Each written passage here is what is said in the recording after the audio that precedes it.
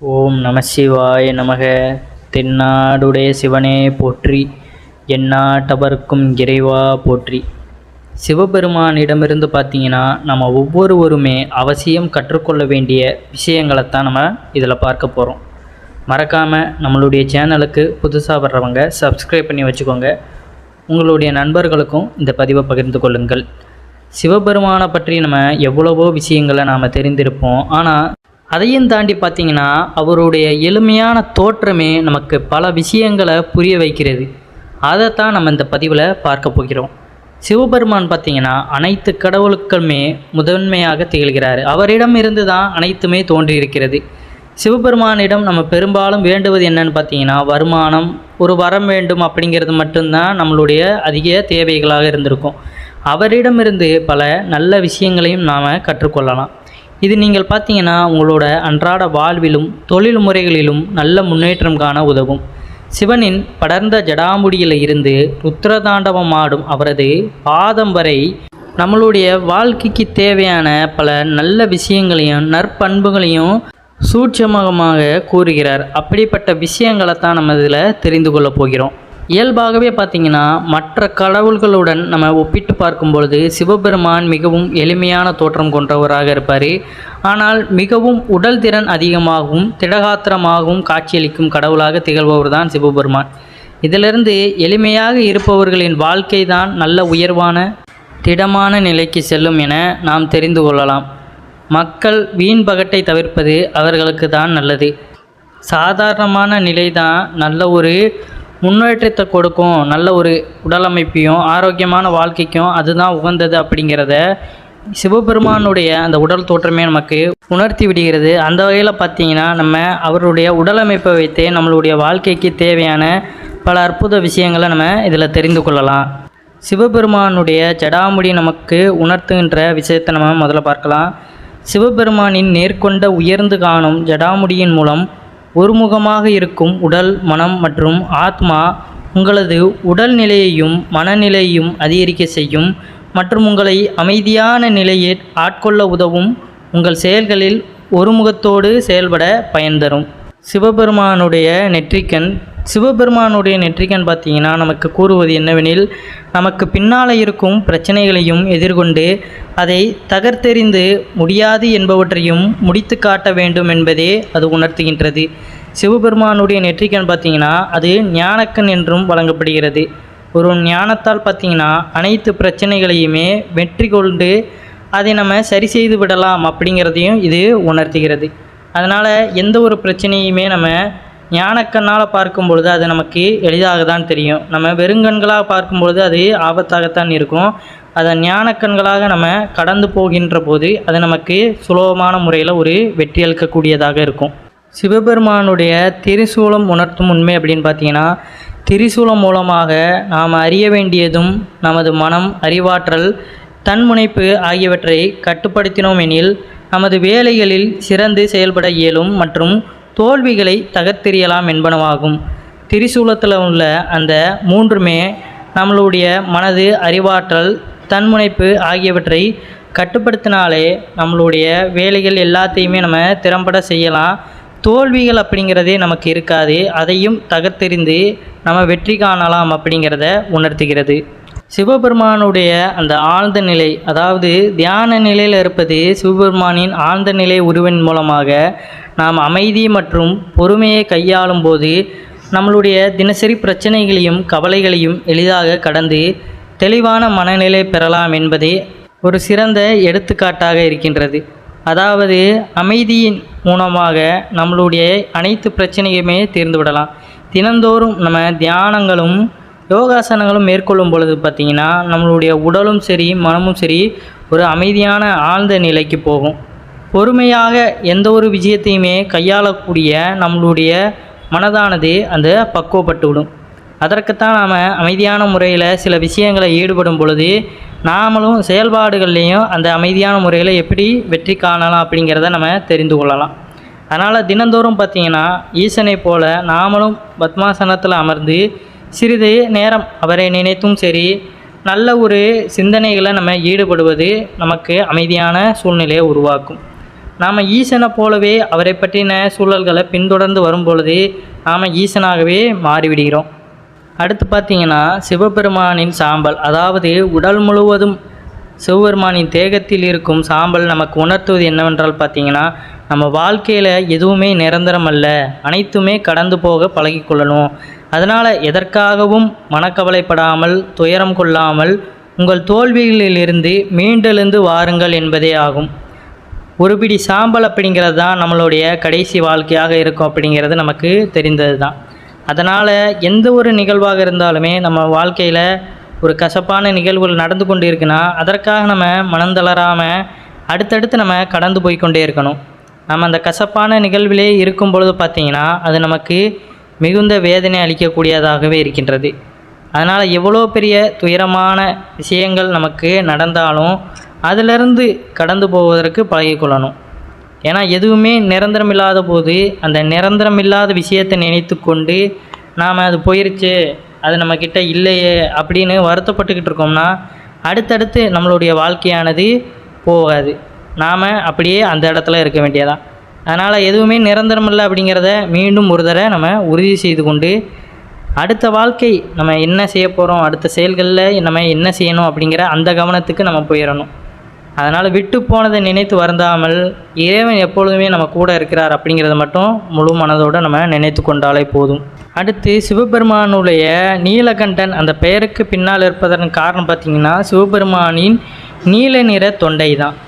சிவபெருமானுக்கு ஏன் தொண்டையில் அந்த நீல கலரில் இருக்குது அப்படிங்கிறது நமக்கு தெரிந்திருக்கும். தெரியாதவர்களும் தெரிந்து கொள்ளுங்க.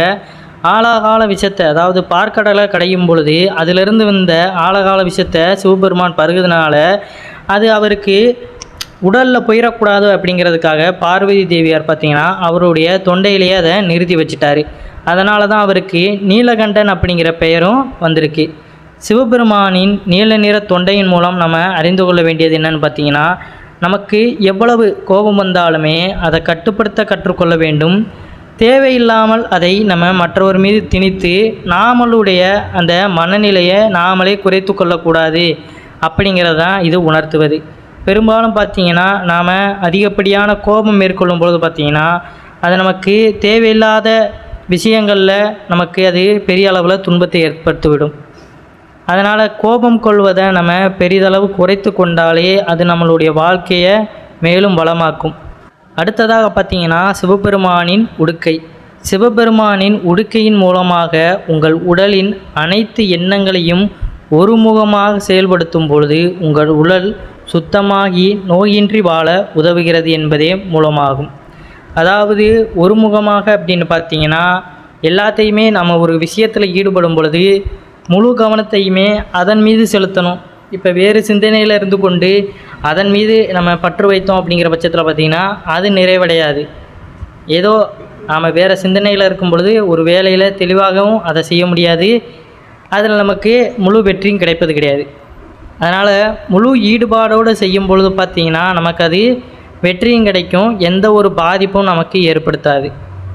எல்லாத்துக்கும் நம்ம கவனத்தை ஒவ்வொரு கொஞ்சம் கொஞ்சமாக இந்த விஷயம்னு நம்ம செலுத்தி கொண்டு இருக்கும் பொழுது அனைத்து சிந்தனைகளுமே நமக்கு துன்பத்தையும் உடலை பாதிப்பும் தான் ஏற்படுத்தும். அதனால் இப்போ ஒரு விஷயத்தில் ஈடுபட்டுறீங்கன்னா அதிலேயே முழு கான்சன்ட்ரேட் பண்ணும் பொழுது அதுதான் நமக்கு பெரிதளவு முன்னேற்றத்தை கொடுக்கும். அதனால் அடுத்த ஒரு விஷயத்தை நீங்கள் நினைக்காம அது நடக்கும் பொழுது அதை பார்த்துக்கலாம் அப்படிங்கிற மாதிரி நீங்கள் அதை தள்ளி வைத்து விடுங்கள்.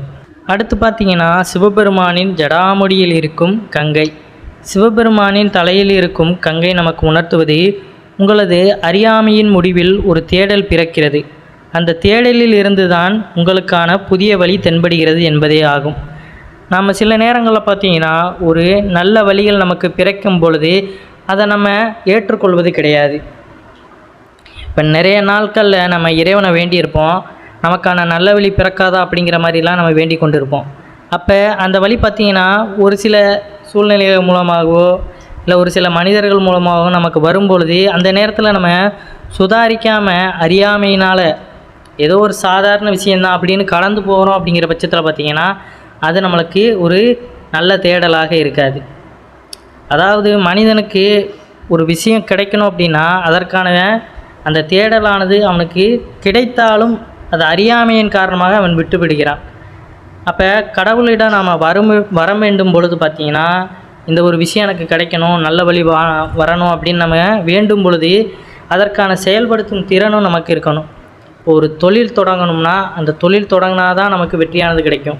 இறைவனிடம் வேண்டிட்டு நம்ம தொழிலில் போய் தொடங்காமல் உட்காந்துட்டா அந்த தொழிலில் வெற்றி கிடைக்குமா? கிடைக்காது. முழு ஈடுபாடோடு அதை நம்ம செய்யும் பொழுது தான் அந்த வெற்றியும் நமக்கு கிடைக்கும். அதுதான் நமக்கான தேடலாக இருக்கும். அதனால் தொடர்ந்து அந்த தேடலில் நம்ம முயற்சி செய்து கொண்டு இருக்கும் பொழுது நமக்கு புதிய வழி தென்படுகிறது. அடுத்து பார்த்திங்கன்னா சிவபெருமானின் கமண்டலம். சிவபெருமானின் கமண்டலம் மூலம் நாம் அறிய வேண்டியது, நமது உடலில் இருந்த தீய எண்ணங்களையும் எதிர்மறை எண்ணங்களையும் தவிர்த்தோம் என்றால் நாம் நல்ல நிலையை எட்ட முடியும் என்பதே ஆகும். அதாவது ஒருவன் பார்த்திங்கன்னா தவறு செய்வதற்கு நிறைய நேரம் ஆகாது, டக்குன்னு அந்த தவறை செய்து விடுவான். ஆனால் நல்லது செய்யணும் அப்படின்னா நிறைய தயக்கங்கள் இருக்கும். அப்போ தவறு செய்கின்ற நேரங்களில் அந்த எண்ணத்திலிருந்து நம்ம மீண்டு இதை செய்யக்கூடாது அப்படிங்கிறத நம்ம உணர்ந்து கொள்ளணும். ஒரு மனிதன் பார்த்திங்கன்னா தவறு செய்கிற, அதாவது அந்த சூழ்நிலை நமக்கு ஏற்பட்டாலுமே அந்த நேரத்தில் அவன் சுதாரித்து அந்த தவறை செய்யாமல் இருப்பது தான் உண்மையான மனித குணம் அப்படிங்கிறத நம்ம உணர்ந்து கொள்ளணும். அந்த சான்ஸ் கிடச்சிருச்சு, நான் விடக்கூடாது அப்படின்னு நம்ம அதை பண்ணிட்டோம் அப்படிங்கிற பட்சத்தில் அதற்கு பின்னாடி வருகின்ற அந்த விளைவுகளை நம்ம சந்தித்தே தீரணும். அதனால் நேர்மறை எண்ணங்களையும் நேர்மறை ஆற்றல்களையுமே நமக்குள்ளே வளர்த்தி கொண்டு நேர்மறையான சொற்களையே நம்ம பேசி பழகணும். எதிர்மறையான அமங்கலமான சொற்களை நம்ம பேசும் பொழுது அது நமக்கு மேலும் மேலும் எதிர்மறை ஆற்றல்களை தான் உட்கிரகிக்கும். அடுத்ததாக கடைசி விஷயம் அப்படின்னு பார்த்தீங்கன்னா, சிவபெருமானுடைய கழுத்தில் சுற்றி இருக்கும் அந்த நாகப்பாம்பு. சிவபெருமானின் கழுத்தை சுற்றி இருக்கும் நாகப்பாம்பு நமக்கு உணர்த்துவது என்னன்னு பார்த்தீங்கன்னா, நம்முள் இருக்கும் நான் எனும் அகங்காரத்தை விட்டுவிட்டால் உங்கள் மனநிலை மற்றும் உடல்நிலை மேலோங்கும் என்பதே அதை குறிக்கின்றது. ஒரு மனிதனுக்கு நான் என்கின்ற அந்த அகங்காரம் எப்பொழுது தோன்றும் அப்படின்னு பார்த்தீங்கன்னா, ஒரு தலைவனாக இருக்கும் பொழுதும் சரி, ஒரு உயர்ந்த இடத்திற்கு செல்லும் பொழுதும் சரி. ஏன்னா இப்போ நம்ம தாழ்ந்து இருக்கிறோம், ரொம்ப ஏழ்மையான நிலையில் இருக்கிறோம், திரும்ப ஒரு சான்ஸில் நம்ம உயர்ந்து போகிறோம் அப்படிங்கிற பட்சத்தில் நாம் அந்த நிலைக்கு போனதுக்கப்புறம் பார்த்திங்கன்னா, நம்மளை விட அந்த நம்ம முன்னாடி இருந்த நிலை, அதாவது தாழ்ந்த நிலையிலேருந்து ஒருவர் நம்மக்கிட்ட வந்து வேலை செய்யும் பொழுதோ இல்லை நமக்கு ஏதாவது உதவி அப்படின்னு அவங்க கேட்டு வரும் பொழுதோ அவர்களிடம் நம்ம கடிந்து கொள்ளாமல் நான் தான் பெரியவன் அப்படிங்கிற அந்த அகங்காரம் இல்லாமல் நம்ம உதவி செய்யும் பொழுது தான் அந்த இடத்துல தான் நம்மளுடைய குணமானது எப்படி வெளிப்படுகிறது அப்படிங்கிறது இறைவன் பார்ப்பது. அதனால் எவ்வளோ உயரத்திற்கு நம்ம சென்றாலுமே அந்த அகங்காரம் மட்டும் நமக்கு இருக்கக்கூடாது. அது இருந்தாலே நம்மளை எல்லாருமே வெறுக்க ஆரம்பிச்சிருவாங்க. அதற்கப்புறம் பார்த்திங்கன்னா நம்மக்கிட்ட இருக்கிறது எதுவாக இருந்தாலுமே அது நமக்கு பயன் தர போகிறது கிடையாது. ஒரு மனிதன் வாழும் பொழுது அவன் வாழும் அந்த இடமானது எப்படி இருக்கிறது, அவன் எப்படி நடந்து கொள்கிறான் அப்படிங்கிறத பற்றி தான் இந்த உலகம் பேசுமே தவிர, அந்த அகங்காரத்தோடு நம்ம வாழும் பொழுது நம்மளுடைய வாழ்க்கையானது ஒரு மோசமான நிலைக்கு தான் தள்ளப்படும். அதனால் எவ்வளோ உயரத்திற்கு சென்றாலும் நம்மளுடைய மனநிலை எப்பொழுதுமே மாறிவிடக்கூடாது. ஏன்னா நாமளும் அந்த கஷ்டத்திலிருந்து வந்திருக்கிறோம் அப்படிங்கிறத உணர்ந்து மற்றவர்களுக்கு அந்த கஷ்டத்தை போக்கும் வகையில் உதவி செய்யணும். நாம் தான் இப்படி இருந்துட்டோம், இவர்களை நம்ம இப்படி விட்டுவிடக்கூடாது அப்படிங்கிற அந்த எண்ணத்தில் நம்ம செயல்படும் பொழுது அது நமக்கு ஒரு மன நிறைவையும் உடல் நலத்தையும் கொடுக்கும் அப்படிங்கிறது தான் ஐதீகம். மேற்கூறிய விஷயங்களை நம்ம பின்பற்றணும்னா சிவபெருமான தினந்தோறும் நம்ம வழிபட்டு வந்தாலே இவ்வாறான விஷயங்கள் பார்த்திங்கன்னா நமக்கு ஆட்டோமேட்டிக்காக நம்ம கடைபிடிக்க ஆரம்பிச்சு விடுவோம். அதனால் தினந்தோறும் கொஞ்ச நேரமாவது அமர்ந்து பார்த்திங்கன்னா தனிமையில் அமர்ந்து சிவபெருமானை நினைத்து அந்த பஞ்சாட்சர மந்திரத்தை கூறி கொண்டு வந்தாலே அது நமக்கு மிகவும் நல்லது.